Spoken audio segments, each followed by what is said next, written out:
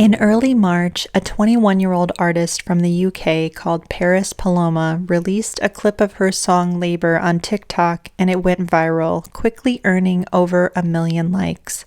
A few weeks later, she put out a video for the song on YouTube, which racked up 4 million views. The song features ethereal vocals reminiscent of artists like Florence Welch and Aurora. While the music is catchy and aesthetic, what made the song go viral is the lyrics.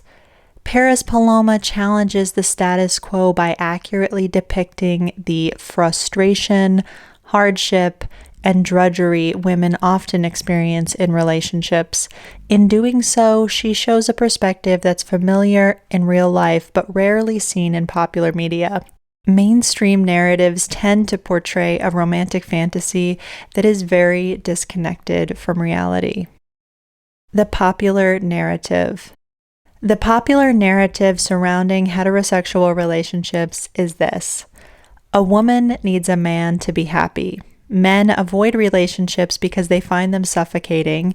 Therefore, women must chase and trap men. Marriage and motherhood are good and even empowering and liberating for women, and therefore are things that girls should aspire to. And housekeeping is something that women naturally prefer to do. This narrative is pervasive and unquestioned in mainstream media and conversations. But when we step back and analyze it, we find that it is false. It's not based in reality. It's not reflective of women's actual experiences. Instead, it's based on manipulative lies that are meant to get women and girls to ignore reality and pursue things that are actually harmful to us. Paloma's message in Labor challenges this popular narrative, presenting a refreshingly realistic take on women's roles in relationships and society. Let's dive into the song and analyze these lyrics that are resonating so much with women. Themes. Paloma paints the picture of a woman trapped in a relationship marked by inequality and exhaustion. She's at her wit's end, sick of being devalued. But the song doesn't just describe one woman in one relationship. It speaks to women's universal experiences in relationships, and also, on a macro level, the way in which women are devalued in our society in general. Hetero couples can act as microcosms of the larger society, recreating on an individual scale the systemic oppression that women face out in the world. These themes resonate with female listeners who have seen their mothers, sisters, friends, and themselves in oppressive situations, not only in relationships, but also at work and at school, where they are both devalued and made to carry an unfair burden. Lyrics. Emotional torture from the head of your high table, who fetches the water from the Rocky Mountain spring and walks back down again to feel your words and their sharp sting. Emotional torture is the kind of pervasive abuse that can be very subtle and almost invisible. It includes things like critical comments, a lack of appreciation, and victim blaming that become normalized over time. Hundreds or thousands of insidious microaggressions accumulate to break women down and dehumanize them, and this happens both in relationships and out in the wider world, destroying a woman's self-esteem and self-worth, making her easier to manipulate. For somebody that I thought was my savior, you sure make me do a whole lot of labor. The calloused skin on my hands is cracking. If our love ends, would that be a bad thing? Here, a woman questions the lies she has been sold about relationships. She had thought he was her savior, but now she's reevaluating whether she even needs a man in her life to be happy. Would she actually be better off solo? Would that be a bad thing? Calloused skin on my hands is cracking is beautifully illustrative and metaphorical. It's not just her skin that's cracking from physical labor, it's her whole self cracking under the pressure of the expectations placed on her. Apologies from my tongue and never yours again speaks to the imbalance in the relationship dynamic, the one-sidedness of it. On a macro level, it speaks to the way in which women constantly apologize. Women apologize for occupying space, for speaking, and for their appearances. Women are expected to be small, quiet, pleasing eye candy, and if we fail to perfectly conform in those ways, we often apologize for doing so. Busy lapping from flowing cup and stabbing with your fork are powerful images of ravenous and violent consumption, reminding us that women's bodies are seen as consumable objects. I know you're a smart man and weaponize the faults and competence, its dominance under a guise, brings up the ways in which men extract more labor from women by playing dumb. For example, pretending to not know how to do laundry or being intentionally bad at it so that a woman will just take care of it is a controlling move. The good news is that women are becoming wise to manipulation tactics, such as this one. If we had a daughter I'd watch and could not save her, she'd do what you taught her, she'd meet the same cruel fate. Child-free feminists often discuss not wanting to have daughters because we don't want to perpetuate the seemingly endless cycle of women's oppression under patriarchy. Understanding the depths of suffering that women endure in this society, we are loath to bring another potential victim into this world unless or until things have changed. All day, every day, therapist, mother maid, nymph then a virgin, nurse then a servant, just an appendage, live to attend him so that he never lifts a finger. 24/7 baby machine so he can live out his picket fence dreams. It's not an act of love if you make her. You make me do too much labor. Women are expected to play so many roles and play each role well and switch between them seamlessly. Those contradictory expectations, such as being virginal and yet seductive, place a lot of psychic pressure on women. Furthermore, in these roles, women are expected to do so much emotional and physical work while never having their labor compensated or reciprocated.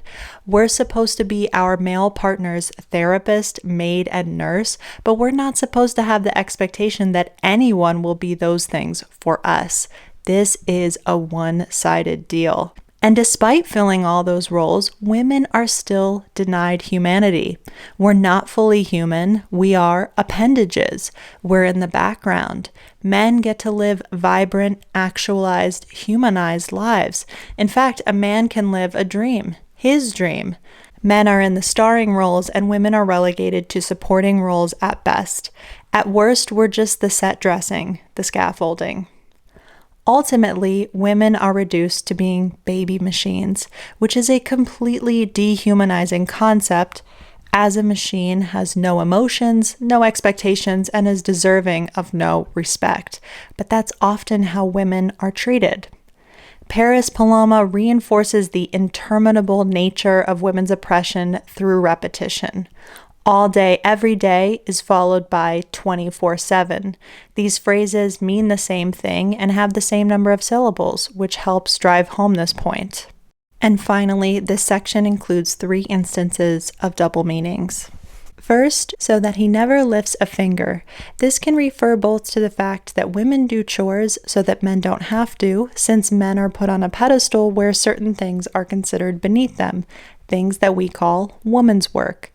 But it also refers to the fear or threat of physical violence if a woman is non-compliant. It's important to remember that this threat of physical violence is always present, even in non-violent relationships. Men are physically larger and stronger than women. Even in a non-physically abusive relationship, that fact never goes away and inherently impacts the power dynamic and power balance. Second, it's not an act of love if you make her.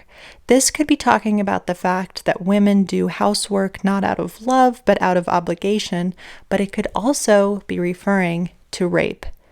And finally, the word labor has 2 meanings: physical and emotional labor, but also childbirth. And in the reproductive process, women bear virtually the entire burden.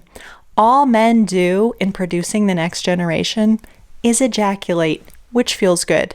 Even women who never have kids still go through 30 to 40 years of periods and the burden of a complicated and often painful reproductive system. Women who do have kids literally risk their lives to do so. Men contribute DNA and pretty much nothing more, and some men contribute literally nothing more. The video. The music video for Labor is a work of art and a perfect complement to the song, with so many smart directorial decisions.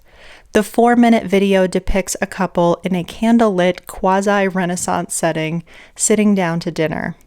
The opening shot shows a man sitting at a table, initially establishing him as the central figure.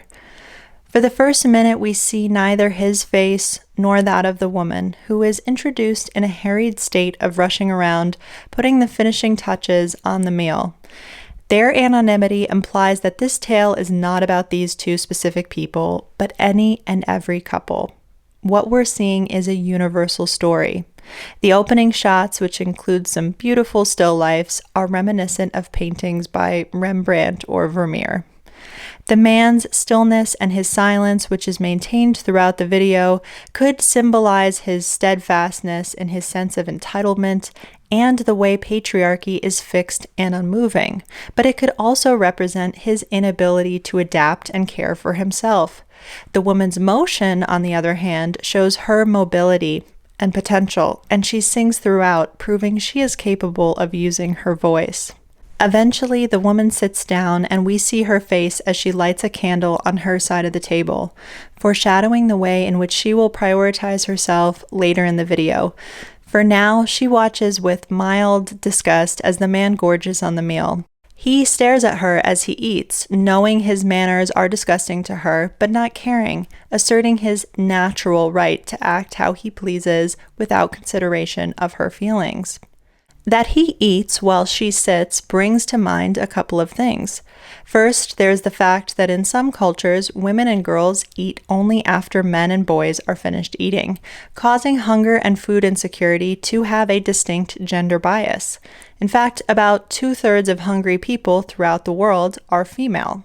It also calls to mind research showing that in the West, women actually eat less in the company of men compared to single-sex settings. Our society places a large emphasis on women's diets and appearances, which creates heavy social pressure around food. As the video unfolds, the atmosphere is one of tension, and the first time I saw the video, I felt quite uncomfortable. This joyless setting taps into an instinctual fear. The entire video takes place in a dimly lit room with no easy exit, just a spiral staircase and windows covered in heavy drapery. The camera work is dominated by close shots and POV shots.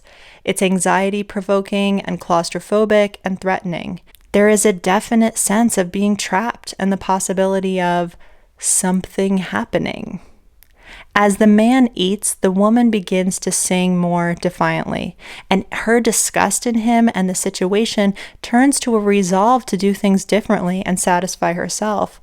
But again, there is a tension for the viewer. We know what happens to women who speak up and voice their unhappiness. Nothing good, usually. When the man signals to the woman that he's finished eating, she begins to rise, either to serve herself or to further serve him, it's unclear. But then she thinks better of it and sits back into her chair. Now, she begins frantically gorging herself on a pomegranate, covering her face, hands, and dress in what looks like blood. The blood on her hands makes her appear as a surgeon from a bygone era. It turns out that, despite the lyrics, she's not the appendage after all. This toxic man is, and he needs to be amputated, and she's amputating him. She wears a defiant expression that says she's done. She no longer cares and is prioritizing herself. Pomegranate is significant in many cultures as a symbol of womanhood and fertility. She eats in a feral and undisciplined manner, not worrying about her appearance or the social norms that have restricted her throughout her life. She is now free. At first, the man laughs nervously at this display, but then grows increasingly frustrated and angry as he realizes the woman is no longer under his control. The tension builds to a climax. Will he react violently? Again, the threat is always there. But the video ends as it began, with the man sitting alone at the table, although much has shifted over the past 4 minutes. The woman has left, gone to pursue her freedom. Her candle has gone out. She no longer exists for him, but for herself. Consciousness raising. Women venting and bonding in the comments of this song is like a mini Me Too movement. This truly is a love letter to all the hundreds of millions of women who have lived and died, nameless and faceless and unappreciated, terrified and violated and unfulfilled, lonely and clever and murdered. We see you. We're sorry. The feeling I get from this song is so ancient and so deep. I feel like all the rage from hundreds of years of oppression to the women of all history is united into this song, and it's incredibly powerful. Young women are coming to the realization that this power imbalance is how it's been for thousands of years for our grandmothers, mothers, aunts, and sisters, and how it continues to be. They're entering into adulthood and realizing that the liberal feminist message that equality and liberation through sex positivity and traditional marriage is not actually squaring with reality. They are disappointed that in 2023, sexism is still so rampant, and they're disaffected with relationships, which are often just as sexist as the larger society. But women are also realizing that, at least on an individual level, it doesn't actually have to be this way, and that even in the absence of greatly needed structural change, they can still stand up for themselves and set boundaries for their own relationships and in their own lives. Modern relationships and porn culture. There is something different about Gen Z women and about the time in which they're growing up. In a word, it's the internet. The internet has enabled unbridled misogyny to thrive and escalate out in the open, with packs of men idolizing misogynists like Andrew Tate. Porn sites with their horrifying animalistic depictions of women are some of the most visited on the web. And this online misogyny is filtering out into the real world, so that young women are experiencing overt abuse and objectification in ways that were perhaps more hidden before. These women are witnessing this bold misogyny both on and offline and finding it quite at odds with the message they've been sold about women's equality and sex positivity and aspirational romance. Last year, Gabby Hinsliff wrote in The Guardian that Gen Z women are approaching relationships with more skepticism after experiencing misogyny firsthand. And some of the quotes she shares are quite shocking, but representative of what many young women experience today. One 25-year-old that Hinsliff quoted spoke of multiple casual encounters that turned violent unexpectedly. It was quite forceful hair pulling and spanking, stuff that you would see in porn and seems quite generic, but you would expect a conversation to be had before it happened. I did find it quite shocking, and it did deter me from having sex. And I just thought, what's the point of this? Housework. Degrading and violent sex is one way that misogyny manifests in relationships. Another is an unequal division of labor. This dynamic is consistent in couples the world over. On average, across the globe, women spend 265 minutes per day on unpaid domestic work, while men spend just 83 minutes per day. But that's just an average. It's much more pronounced in developing countries such as India, where women spend 298 minutes per day on housework and men just 19 minutes. The world over, the value of women's unpaid domestic labor is $10.9 trillion,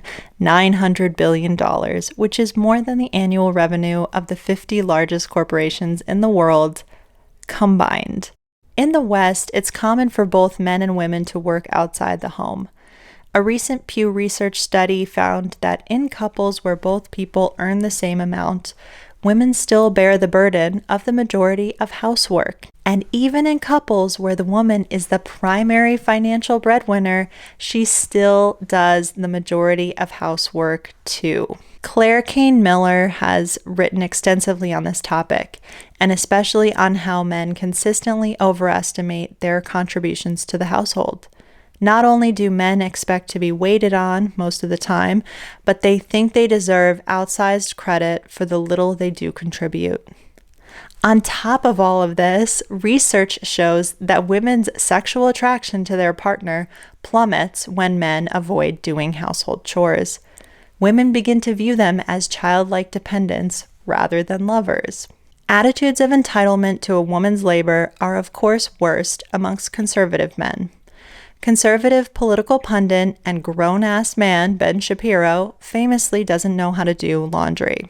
Even though his wife works full-time as a medical doctor, she still comes home and washes his dirty underwear.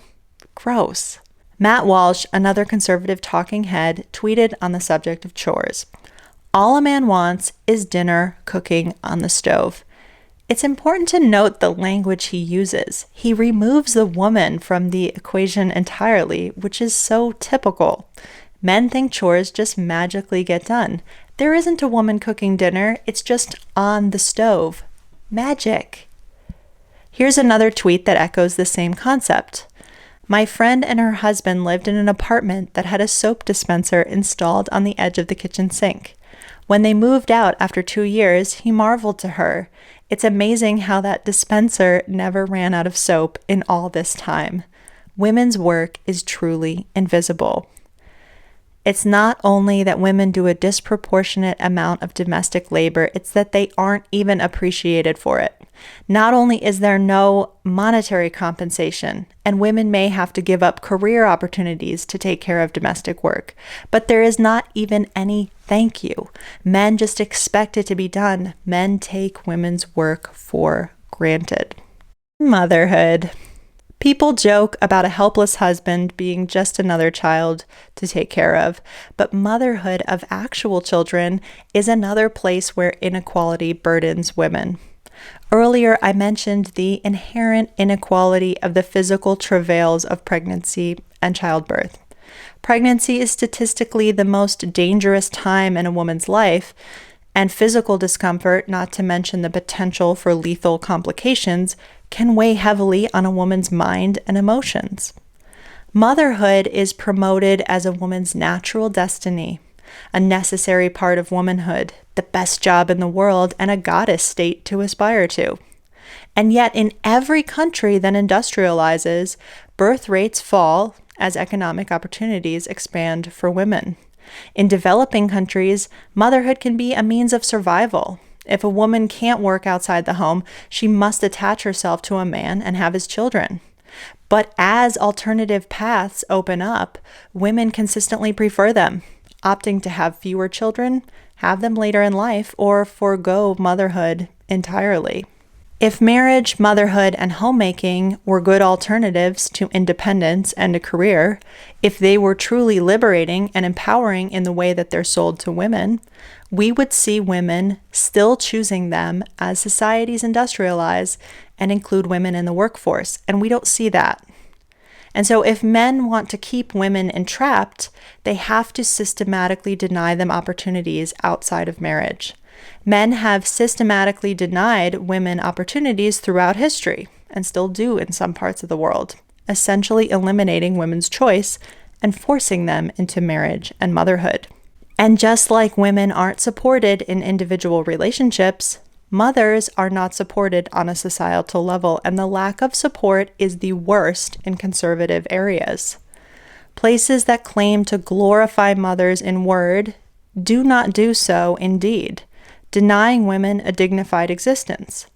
For example, states that force women into motherhood by denying access to abortion tend to also limit funding to social programs that benefit mothers, such as welfare, paid maternal leave, pre- and postnatal maternal health care and support, and early childhood education. They're also against job protections that make discrimination against pregnant women and mothers illegal. Happiness. The risks of motherhood, the lack of support, the burden of housework, and degrading porn-informed sex. Is it any wonder that research shows that married women are the least happy of all categories of people, whilst women who opt out of relationships and motherhood are the happiest overall? On average, marriage slightly improves men's happiness. They get a therapist mother-maid out of the deal after all, while it significantly hurts women's happiness, since women are the ones to fill all those roles, unpaid and unappreciated. Meanwhile, single women forego the exhaustion of taking care of others, both the physical exhaustion of doing extra work and the mental exhaustion of having heavy expectations placed on them. This reduction in stress leads not only to more happiness, but better health and longer lifespans. Grooming. Giving up your own well-being to care for others in a way that reduces your health and happiness is certainly not a very good deal for women. When women have alternative choices, they do choose them. But the unjust systems of both patriarchy and capitalism can't survive without women's cooperation. In some societies, women's cooperation is achieved through coercive means and through denial of economic opportunity and education. In the free modern West, women are kept participating and kept from complaining and protesting through an elaborate scheme of grooming that they experience from a young age and throughout adulthood. Propaganda in the form of Disney princesses, Barbie dolls, Hallmark movies, romance novels, advertising, music videos, dating shows, wedding magazines, and Say Yes to the Dress are all force-fed to girls and women starting at an early age. They're all part of the grooming infrastructure, encouraging women to become wives and mothers, to act selflessly and against their own self-interest. They teach females to be objects. But society glorifies this lifestyle in words only, giving no actual tangible support to wives and mothers. There's a big bait and switch that happens. Women are promised glorification and joy if they follow the conventional path, but the reality is much different than the promise. In addition to being sold a fantasy, women are also struck with the fear that if they don't go along, they'll become miserable, shameful, sad, old, crazy, lonely cat ladies. And that, of course, is also part of the grooming. And the dynamics we witness in many of our families are also a form of grooming. Children watch daddy taking mommy for granted and learn that that's the natural order of things. Taking women for granted is normalized. Boys and girls each learn their place as first and second class citizens respectively. And this ensures that patriarchy continues on both a small and larger scale. Waking up. Earlier, we talked about consciousness raising, and the response to Paris Paloma's video shows flashes of women waking up and getting it.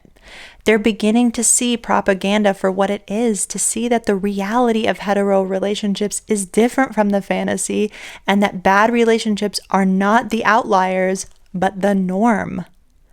They want to break away from the grooming they've been subjected to, and they don't want to be complicit in a system that hurts them and all women.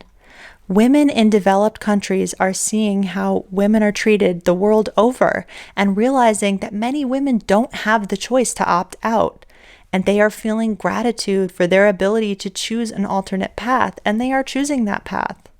Right now, there is a massive movement of women in South Korea who are rejecting dating, sex, marriage, and motherhood. 65% of Korean women now say they don't want children ever, and the fertility rate is the lowest in the world and the lowest it's ever been in Korea's history, at just 0.67 children per woman, meaning many women are choosing a child-free and single life. Women who do have the option to opt out are waking up and realizing the option is a good one. Counter to the propaganda we're sold, opting out is a path that can lead to happiness and not regret. So, if you felt rage or sorrow or empathy while listening to Paris Paloma's song or watching her video, that's good. Hold on to that and channel it into making a different life for yourself. If you recognize the cycle of oppression that repeats itself with every generation of women, ask yourself what you can do to break the cycle. Can you set better boundaries in relationships? Can you consider exploring being single? Can you work on asserting your personhood and raising your self-esteem so that you don't have to fall into the traps that are set for you? Can you begin to question all the systems that keep women's oppression in place? Since capitalism thrives on women's oppression, can you participate in it less by consuming less, or by consuming more mindfully, or by not supporting companies and industries that rely on the exploitation of women's labor? Can you assert your humanity? Can you stop participating in dehumanizing beauty rituals that only women do? Can you stop giving money to companies that advertise messages that destroy women's self-esteem? Can you stop reinforcing the idea that women owe the world beauty, that women are subhuman objects who exist for others' visual pleasure? Can you be selfish with your time, energy, and money? Can you realize that we falsely glorify selflessness in women, and think about what that word, selfless, really means? You deserve a self. You deserve personhood. You deserve humanity. You deserve to not be someone else's slave. You don't have to fully give yourself to anyone else. You can love yourself first and foremost. And we can make an adjustment to this age-old phrase, a woman's work is never done, when it comes to loving herself. Find bottomless love for yourself. Find dignity. Find gratitude for your own amazing, independent existence. Thanks for watching, and I'll see you next time.